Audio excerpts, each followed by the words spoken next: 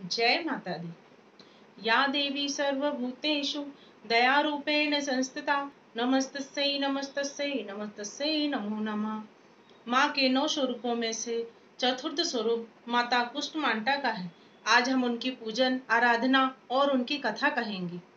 माँ दुर्गा के चतुर्थ स्वरूप का नाम कुष्मांडा है। अपनी मंद हल्की हंसी के द्वारा अंध अर्थात ब्रह्मांड को उत्पन्न करने के कारण इन्हें कुष्मांडा देवी के नाम से अवगहित किया गया है। जब सृष्टि का अस्तित्व नहीं था और चारों ओर अंधकार ही अंधकार व्याप्त था, तब इन्हीं देवी ने अपने ही सद हाथों से ब्रह्मांड की रचना की थी। अतः यह सृष्टि की आद्य स्वरूप ब्रह्मांड की आदि शक्ति है। इनके पूर्व ब्रह्मांड का अस्तित्व था ही नहीं। इनका निवास सूर्यमंडल के भीतर के लोक में था। सूर्य लोक में निवास कर सकने की क्षमता और शक्ति केवल इन्हीं में है। इनके शरीर की कांति और प्रभावी सूर्य के समान ही वैदीप्यमान और भास्वन है। इनके तेज की तुलना इन्हीं से ही की जा सकती है। अन्य कोई भी देवी देवता इनके तेज और प्रभाव की क्षमता नहीं कर सकते। इन्हीं के तेज और प्रकाश से 10 दिशाएं प्रकाशित हो रही हैं। ब्रह्मांड की सभी वस्तुएं और प्राणियों से अस्तित्व तेज इन्हीं की छाया है। इनकी 8 भुजाएं हैं, अतः इन्हें अष्टभुजा देवी के नाम से भी विख्यात है।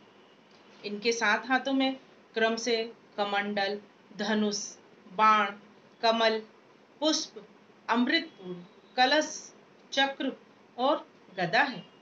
8वें हाथ में सभी सिद्धियां और निधियों को देने वाली जबकि माला है। इनका वाहन सिंह है।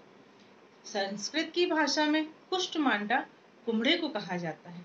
बलियों में कुम्हड़े की बलि को इन्हें सर्वाधिक प्रिय है। इसी कारण से इन्हें कुष्मांडा कहते हैं। नवरात्रि के चौथे दिन माता कुष्मांडा देवी की उपासना की जाती है और इस दिन साधक का मन अनाहत चक्र में उपस्थित होता है।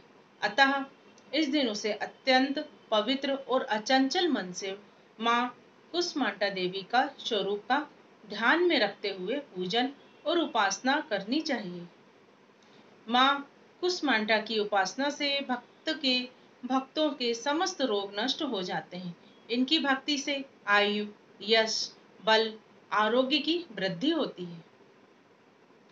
माँ कुष्मांडा अत्यंत सेवा और भक्ति से ही प्रसन्न होने वाली होती है।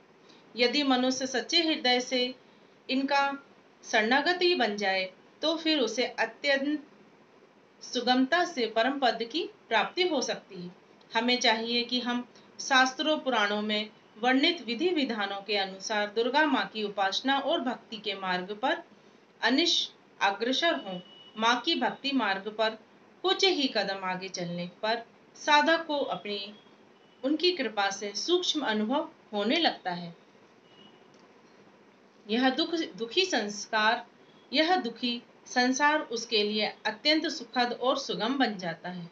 माँ की उपासना मनुष्य को सहज भाव से भवसागर से पार उतारने के लिए सर्वाधिक सुगम और श्रेयकर मार्ग होता है।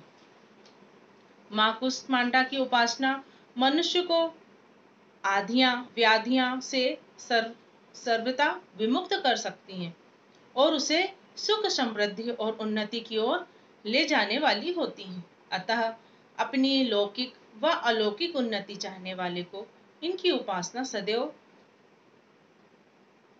तत्पर करनी चाहिए। जय माँ कुष्मांडा। भगवती माता की जय हो। जय जगत जननी, जय जगदम्बा, तुम्हारी सदा ही जय हो। जयकारा शेरा वाली दा बोल, सांचे दरबार की जय।